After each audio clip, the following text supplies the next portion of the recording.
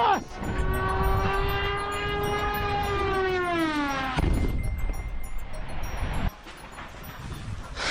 Honestly, drone warfare is way easier than being on the ground as infantry. That's a quote from a Ukrainian soldier sharing his experiences online. And it's just one of many insights that will completely change how you think about this war. Today, we're diving into rare, unfiltered accounts from someone actually fighting on Ukraine's front lines. No politics, no spin, just the raw reality of what modern warfare looks like.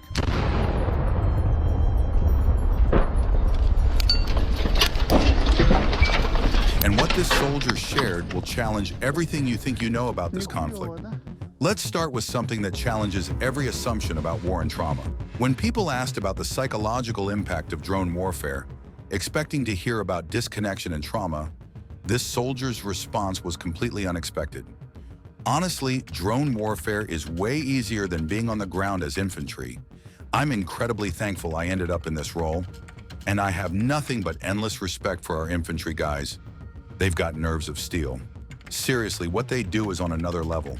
Mentally, though, and this might sound strange, I actually feel better now than I did before the war, or even early on. Before I enlisted, I felt lost, anxious, like I had no direction, panic attacks, sleepless nights, the whole deal. Once I joined, there was definitely an adjustment period, but over time I started to feel more grounded. Having a sense of purpose and some control over my life really helped me rebuild my mental health.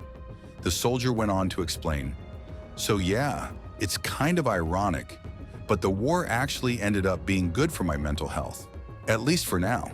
Who knows what's coming, but at this point, I'm in a better place than I've been in years." This completely flips the script on how we think about soldiers and combat stress. We assume war always breaks people down, but here's someone finding structure, purpose, and stability in the middle of chaos. It's a reminder that human psychology is far more complex than our assumptions. But while this soldier's personal experience might be surprisingly positive, his view of how the outside world sees this conflict reveals deep frustration. When discussing common misunderstandings Westerners have about the war, the soldier's response was immediate and visceral. Honestly, one of the most frustrating things I hear is this idea that it's a civilized war that can be handled with civilized tactics. Like people think we can win this by playing nice, sticking to rules, and being careful not to escalate. Meanwhile, we're out here losing ground, losing people, watching towns get turned into rubble day after day.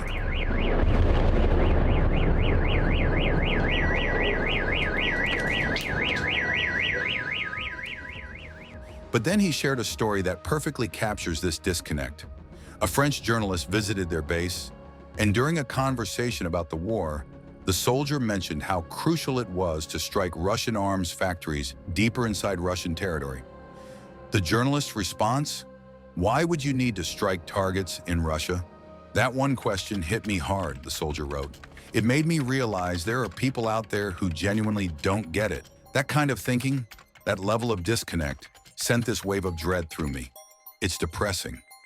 You can feel the frustration bleeding through those words. Here's someone watching his country get destroyed, and there are people thousands of miles away who can't understand why you'd want to hit the factories making the weapons destroying your cities. His perspective is stark. Russia doesn't care about diplomacy or restraint. It only understands one thing: brute force. It's a harsh reminder that from the outside, war is about politics and optics. But for the people actually fighting it, it's about survival. The war doesn't just destroy buildings and claim lives, it tears families apart. When people asked about his family's pro-Russian views and how that affected their relationship, the soldier's response was heartbreaking. "Yeah, my dad's pro-Russian. Still is. We barely talk, if at all. Every now and then, he'll reach out to catch up. But those conversations always end the same way. He sends me Russian propaganda, articles about Ukrainian corruption, videos of captured or killed Ukrainian soldiers, stuff like that. Last time we spoke, he straight up called me a Nazi, said I wasn't a real man, and told me he was ashamed of me. Real charming guy otherwise. Imagine that.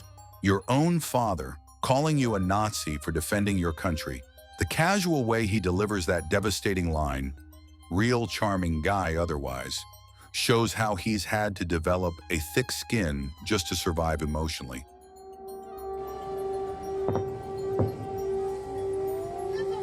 Meanwhile, his mother is trying to hold what's left of the family together.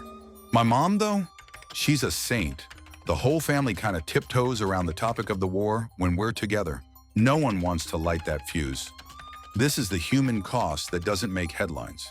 Families destroyed not by bombs, but by ideology. And according to this soldier, there aren't many pro-Russian Ukrainians left openly supporting Russia. Whatever sympathy might have existed has largely disappeared. Now let's talk about how this war is actually being fought. When a Marine veteran asked about drone deployment and tactical differences between Ukrainian and Russian forces, the soldier's response reveals just how central drones have become. Drone warfare is the main tool here. Without drones, we'd be absolutely screwed. They're everywhere, used by former snipers to take out high-value targets, by ex-artillery guys for fire support, and by recon and intel teams to gather data both on the front line and deep behind enemy lines. Air defense uses them. Logistics depends on them. They've even taken the place of ballistic rockets in some cases. The variety of ways they're used is honestly kind of insane. The variety is mind-blowing. These aren't just surveillance tools or occasional weapons. They've become the backbone of modern warfare. The variety of ways they're used is honestly kind of insane. But here's what really stands out. A good UAV squad can do miracles, save infantry lives, stop armored assaults cold, and every month their use just keeps scaling up. When discussing tactical differences between Ukrainian and Russian forces, his response was telling. Tactically, I'd say Ukrainians are a bit sharper. We have to be since we're constantly stretched for resources. Necessity breeds innovation. When you don't have endless supplies, you get creative. But he also credits Ukrainian success to Russian incompetence. A lot of our success also comes from how poorly trained Russian troops are, and their weird obsession with charging straight into gunfire. War pushes people to their limits, and sometimes beyond. When someone asked about drug use among soldiers, the soldier's response was honest and matter-of-fact. I wouldn't say drug use is widespread, but it does happen. Some guys use weed just to take the edge off. Others might use something to help them stay awake or to finally get some sleep.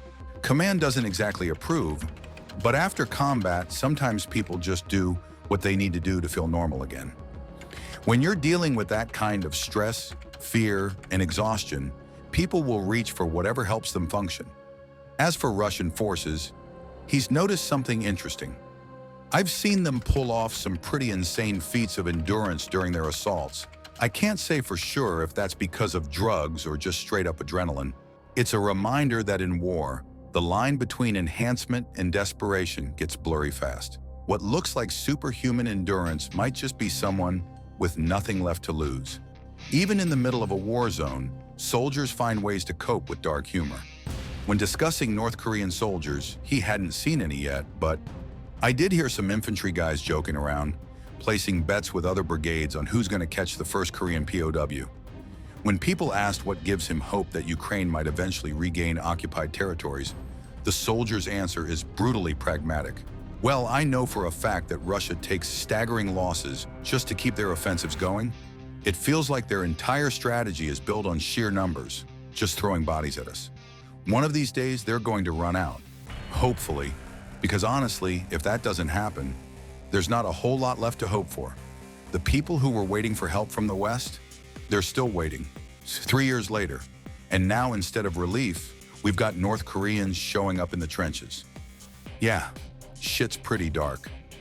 3 years into this war, and the promised support still feels inadequate. Instead of the decisive help they were hoping for, they're facing fresh troops from North Korea. The exhaustion in those words is palpable. Someone asked what might seem like an obvious question, but often gets lost in all the geopolitical analysis. How does it feel to fight for the good of the world, to be a hero of history? The soldier's response cuts straight to the heart of what this war really costs. It doesn't feel good, to be honest. We scrape by with whatever we can pull together. Losing people, losing homes, giving up ground, clearing rubble from civilian buildings hit by drone and rocket strikes. The cost we've already paid is horrific. And the future? still completely uncertain. If I had the choice, I'd much rather be interpreting for some US Marines, kicking back with popcorn, watching them call in enough firepower to flatten a city, just to take out a single trench. It's part wishful thinking, part dark humor, but it shows how desperate they are for overwhelming support. Instead of this grinding, resource-starved conflict, he's dreaming of the kind of decisive military power that could actually end this. To understand how someone ends up in this situation, someone asked, "What motivated you to fight for Ukraine, especially given that your family has pro-Russian views? And are you currently in Ukraine?" The soldier's response reveals a turning point that many Ukrainians probably experienced. "Yeah, I'm in Ukraine now. I'll be honest.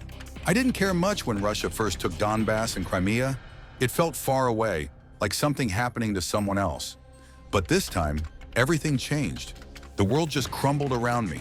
Work stopped. Stores were empty. The roads were jammed with people trying to get out. There were explosions on the street, firefights outside my window. Friends and family were calling me, panicked, crying, and something just switched in me. Maybe it was instinct. Maybe I just needed to feel like I had some control over the chaos." This captures a turning point that many Ukrainians probably experience, the moment when war goes from being something you read about to something that shows up at your doorstep. It's not about politics at that point. It's about survival, protection, and making sense of the chaos. What strikes me most about this soldier's account is how it shatters our comfortable assumptions about modern warfare. We think we understand this conflict from our news feeds and social media, but the reality is far more complex, far more human, and far more desperate than most of us realize. Here's someone finding personal stability in the middle of chaos, watching his family torn apart by ideology, innovating with drones out of necessity, and slowly losing hope that the support he was promised will ever arrive. His story reminds us that behind every headline about Ukrainian resistance or Russian losses, there are real people paying real costs. People who didn't ask to become heroes, who just want to survive and protect what they love. The gap between how we perceive this war and how it's actually being fought is enormous.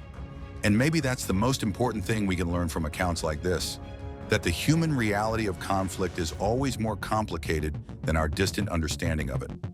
These kinds of first-hand accounts give us a window into realities we'd never otherwise see. They remind us that behind the statistics and strategies, there are real people living through history's most brutal moments. What do you think? Did any of these insights surprise you? Let me know in the comments below, and remember, this is still happening right now, so let's keep the discussion thoughtful and respectful. If you found this valuable, please like the video and subscribe for more deep dives into the human side of current events. Thanks for watching, and I'll see you next time.